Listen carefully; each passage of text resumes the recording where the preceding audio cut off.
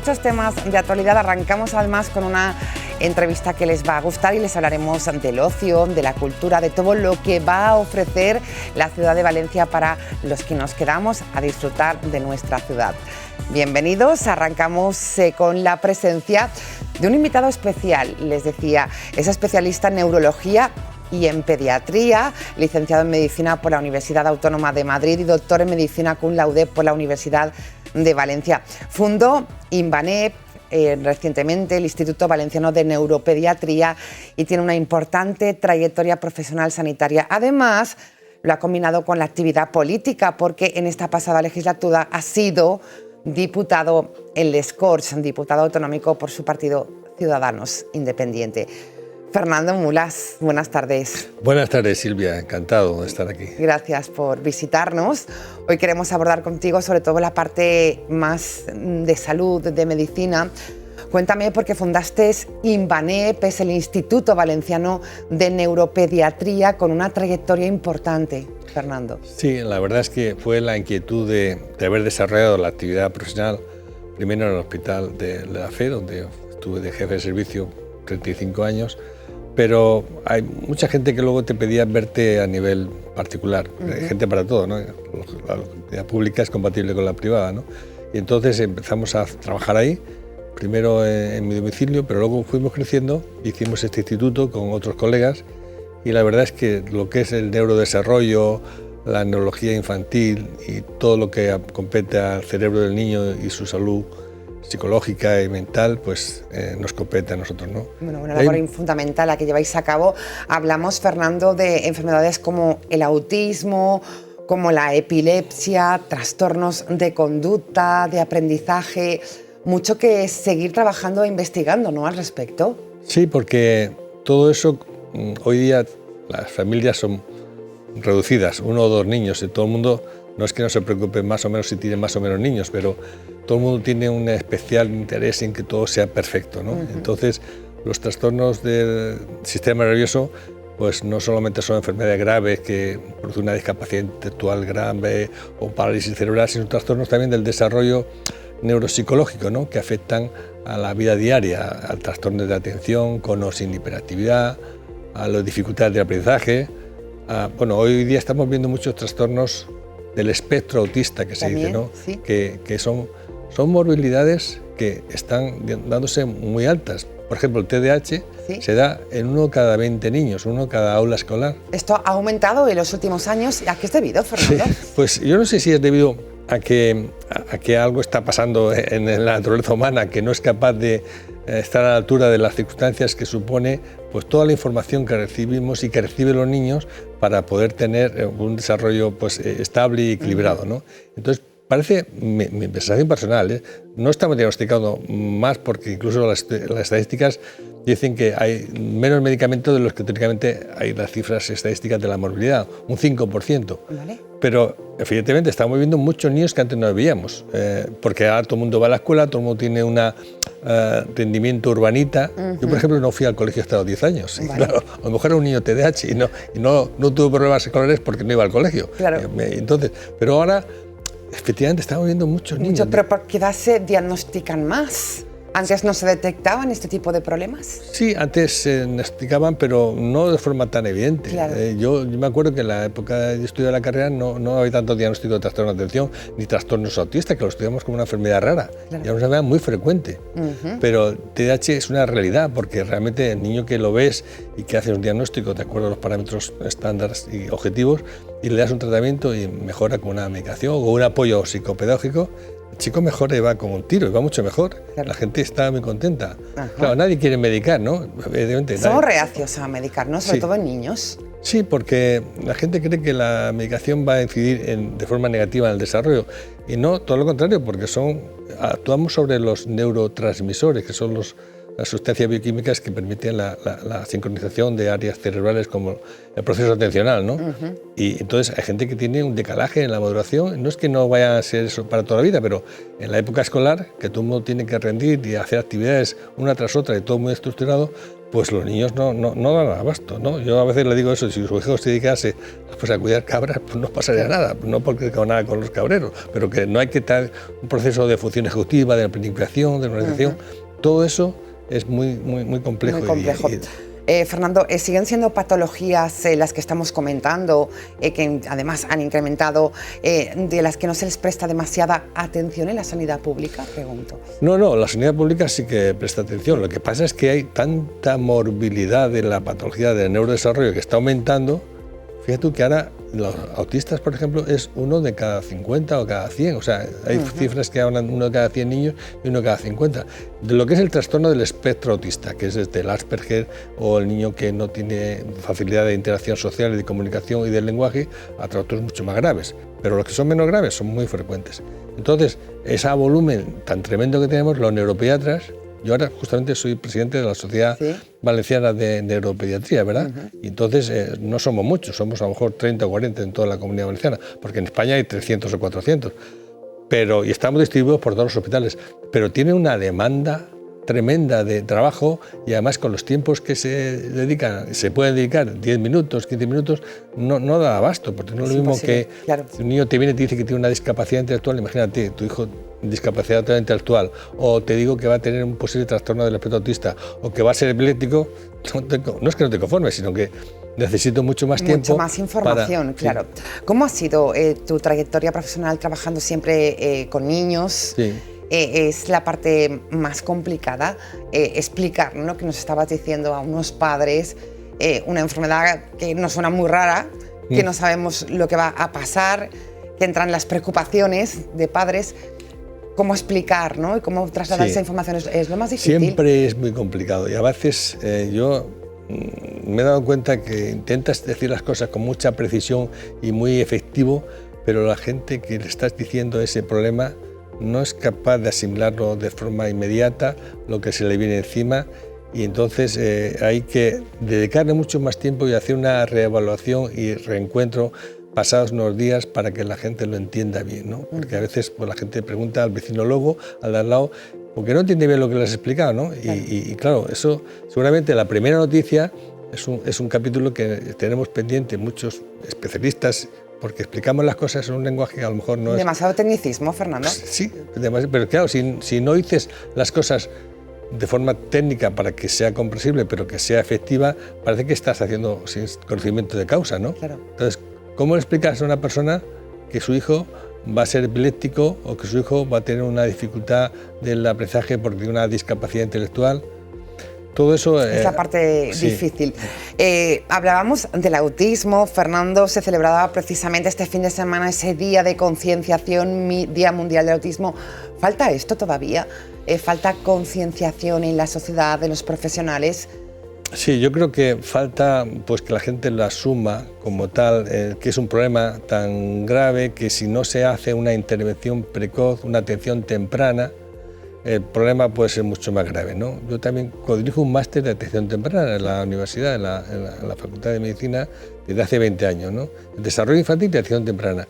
Y se han creado muchos centros de atención temprana, pero todavía la demanda que hay de este tipo de problemas, que son muy crecientes, no da abasto. Entonces, se debería atender a un niño pues 2 o 3 días a la semana, solamente hacer una sesión, solamente hay que pedirlo como una especie de solicitud especial que a veces no lo autoriza la persona que tiene mayor conocimiento para que se den más terapias. Con lo cual, pues esa demanda tan grande no está suficientemente cubierta. Sí. Entonces tenemos que hay una disfunción, porque estos niños podrían ir mucho mejor, pero si no se atienden adecuadamente, pues van mucho peor. Sí que hay, por ejemplo, mira, ha habido unas jornadas ahora, me acuerdo, por ejemplo, de un centro de CENI que yo conozco, que ha hecho unas jornadas abiertas para los padres, la gente va, pero todavía falta mucho por saber, porque no sabemos la causa de por qué un niño tiene un trastorno del espectro autista. Es el paradigma de los trastornos del neurodesarrollo. ¿Eso también va incrementándose los casos de autismo, Fernando? Sí, te digo, muchísimos. Sí. Antes decíamos que era una cosa rara y ahora es una cada 40 o 50 niños. Y eso que estamos haciendo estudio. Mira, nosotros estamos haciendo un estudio de la realidad virtual inmersiva en los niños con trastornos del espectro autista, precisamente con este Centro de Reacciones de Valencia y la Universidad Politécnica de Valencia, que lo dije el profesor Manuel Alcañiz, y en la reaccionista Luis Abad, y entonces estamos viendo cómo los niños interactúan con los avatares de la red inmersiva, virtual inmersiva, para ver cómo, de alguna manera, diagnosticamos y diagnosticamos precozmente y de forma más rápidamente a estos niños, pero para poder actuar, porque si lo diagnosticamos y luego no se interviene, claro, pues entonces no sirve de nada el diagnóstico. ¿Es complicado el diagnóstico de un niño autista? Sí, es complicado, porque al principio, hasta los 3 años, fíjate tú que aquí invitamos cada año a personas del ámbito internacional de neurodesarrollo. Viene uno que se llama Dr. McLean de Atlanta, que es el que ha inventado el diagnóstico del seguimiento con los ojos de los niños, porque los niños autistas no te miran, yo te miro a la cara a los ojos, pero los niños autistas están mirando a otro lado, que no es donde deberían de estar, por ejemplo.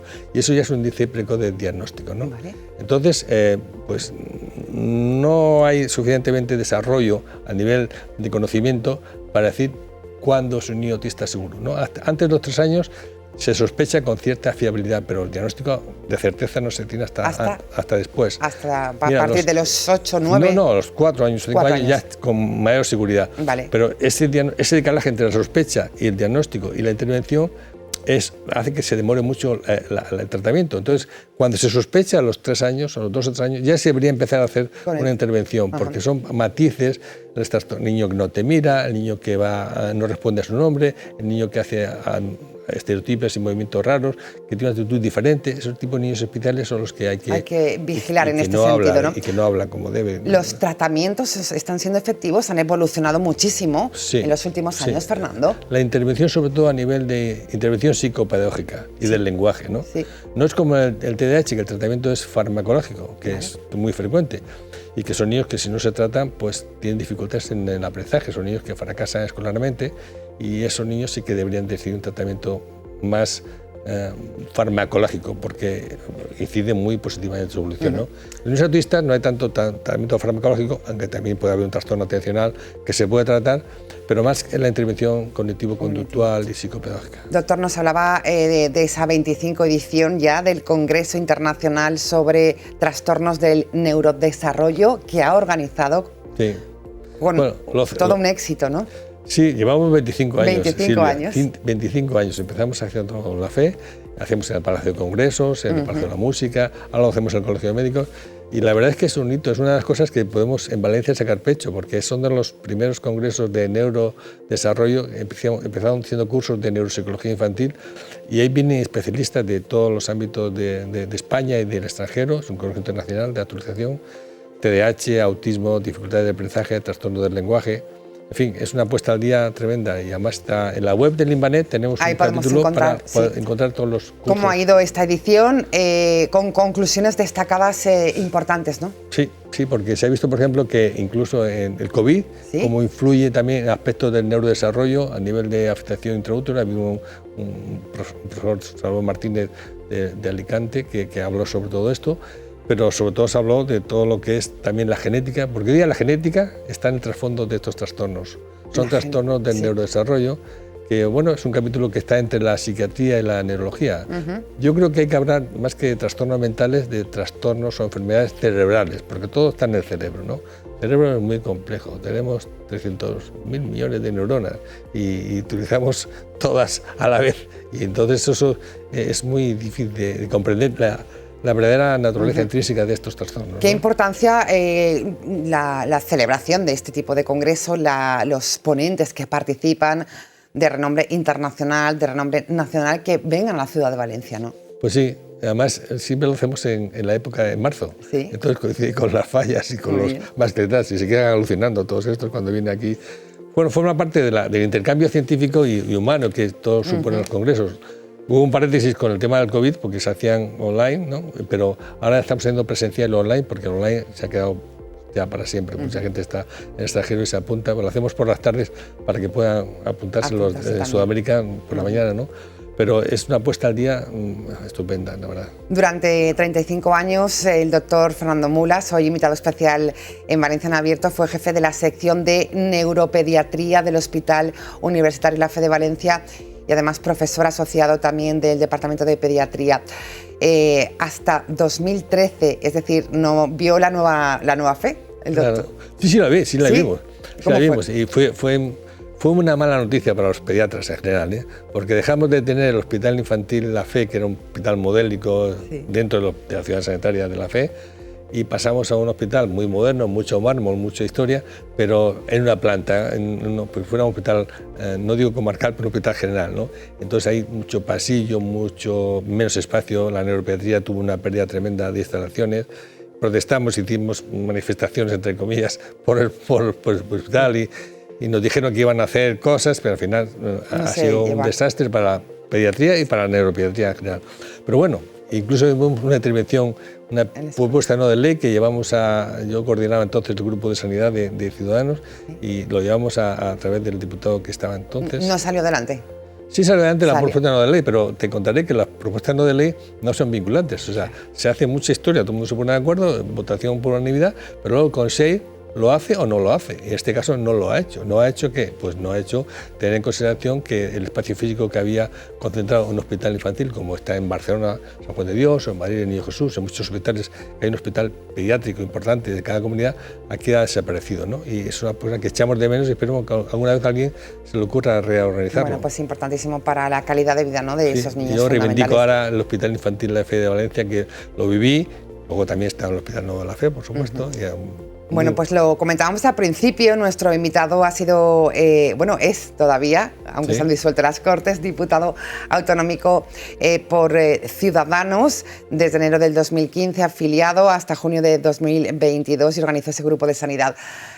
Fue un pleno especial que lo contamos también en esta casa, en Ágora, el último de la legislatura. Intervino nuestro invitado, el doctor Mulas, decía hola y adiós. Lo escuchamos. Es una verdadera pena que no podamos apoyar esta ley y acabar esta legislatura con un soporte amplio a lo que consideramos que es una reivindicación social.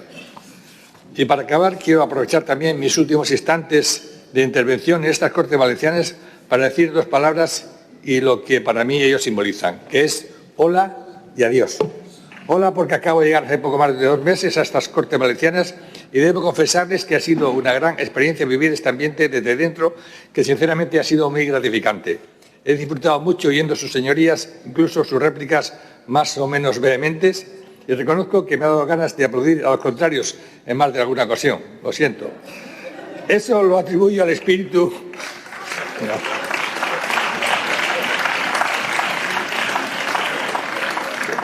Digo que eso lo atribuyo al espíritu de concordia y de equilibrio del gen de Ciudadanos, debe ser genético esto, y a la opción de centro ponderado que defenderemos desde donde nos encontremos. Y deseo manifestar al Grupo Parlamentario de Ciudadanos y a todos sus asesores mis mayores felicitaciones porque he comprobado que han hecho una encomiable labor en esta legislatura. Enhorabuena. Y otra palabra más que un adiós sería hasta la vista, porque la vida da muchas vueltas. Y la política es como un carrusel de tío vivo que subidas y bajadas, que esto lo saben muy bien sus señorías. Muchas gracias por las diferencias que tuvieron conmigo, por la amistad iniciada con algunos y las sonrisas con quienes tuve el gusto de cruzarme, aunque fuera solamente en ascensor. Y sobre todo les deseo a todos ustedes las mayores venturas. Muchas gracias. Bueno, pues así era la despedida de el doctor en les Corts Valencianes. ¿Ha sido una experiencia gratificante, Fernando? Sí, la verdad es que ha sido una experiencia que yo me la esperaba de alguna manera y ha cumplido las expectativas, porque he conocido pues desde dentro el manejo y el esfuerzo que supone ser diputado, porque desde fuera parece un camino de rosas, pero no está así. Hay que currárselo, hay que trabajar las ponencias, hay que estudiárselas, aunque los asesores son gente estupenda que te facilita mucho las cosas, ¿no? Pero esa posibilidad de, pues entre pasillos incluso, hablar con los demás y ver que hay muchos puntos de acuerdo, lo que siento es que a veces las actitudes un poco sectarias o un poco fundamentalistas no posibiliten que haya mayores acuerdos, ¿no? Porque uno se pone en su línea y al final pues, se vota lo que ya está previsto, que es que la mayoría siempre, 51 contra 48, siempre sacan sus votos adelante, ¿no? Es decir, que no lo ha defraudado a la política. No, no me he defraudado, pero podíamos mejorarla. Por eso yo me resisto a dejar la política, en el sentido de que se podían hacer las cosas mejor, se podían cambiar, por ejemplo, la ley electoral para que las representaciones fueran, o por distritos, para que no dependiesen del grupo, sino que la gente tuviese más capacidad para votar lo que piensa realmente y que los electores pudiésemos pedir responsabilidades a los políticos en concreto, porque no, esta es una masa de grupo que vota una persona y todo el mundo vota lo mismo, y al final, pues ¿para qué estamos tantas personas? Pero trasciende poco, no sé si está de acuerdo conmigo, Fernando, de lo que ocurre en las Corts Valencianes, de esas leyes, de esas proposiciones de ley. ¿Llega poco al ciudadano todo lo que pasa en esa actividad parlamentaria? Estoy de acuerdo, Silvia, porque es que yo digo a veces, y esto que han dicho estas personas, que es fuera de lógica, porque lo piensan porque lo ha dicho su partido, ¿por qué no lo ponemos a relumbrón para que todo el mundo se entere lo que han dicho y lo que dicen y lo que no han dicho? Yo pienso que, mira, cuando hacemos las sociedades científicas hay un punto que es el primer punto, es cumplimiento de acuerdos.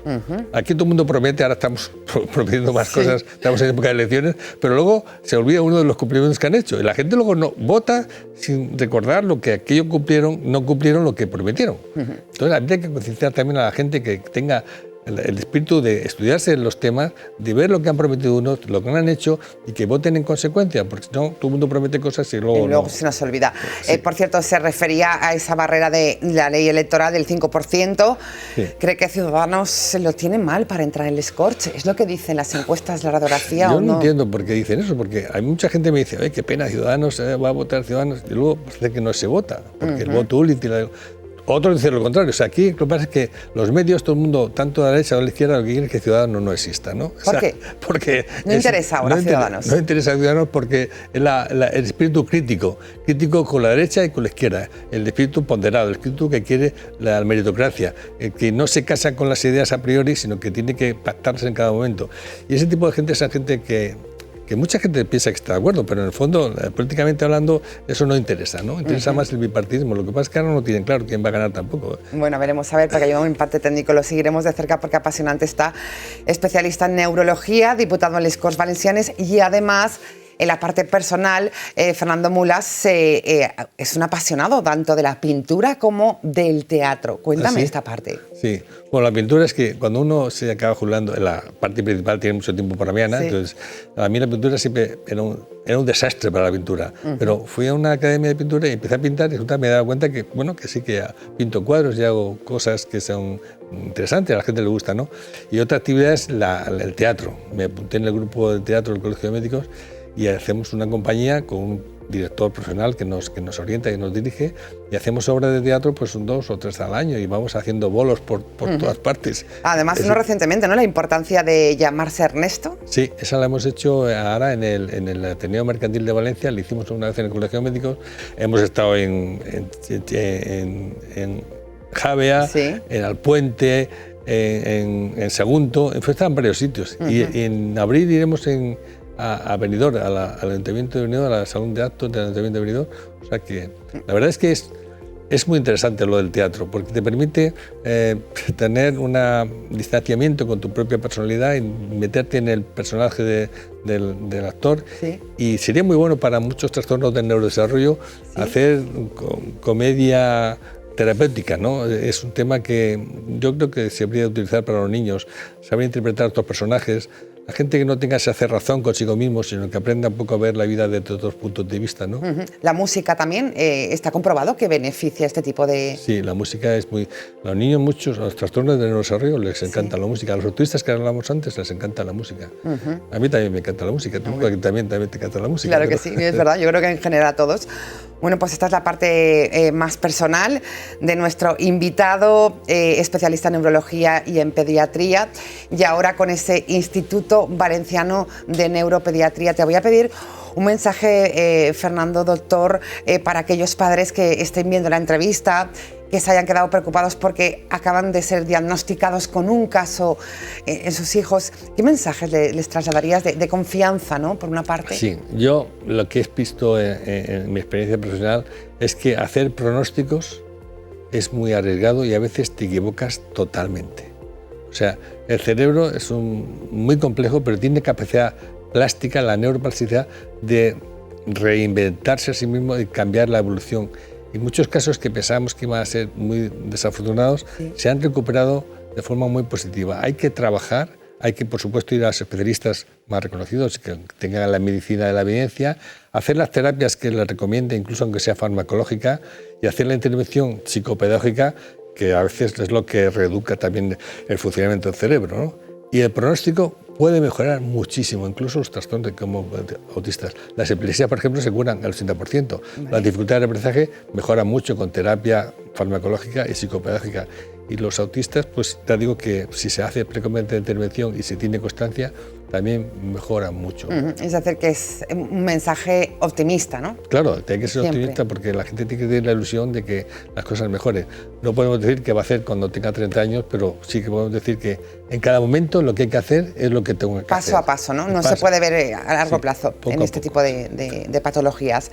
Todo un lujo recibirte esta tarde en nuestro programa. Queríamos conocer la parte más clínica, más profesional, con esa trayectoria en neuropediatría, y también la parte política, porque ha sido diputado en Corts. Esta legislatura veremos lo que depara. ¿Seguirá en política? ¿Lo dejamos ahí?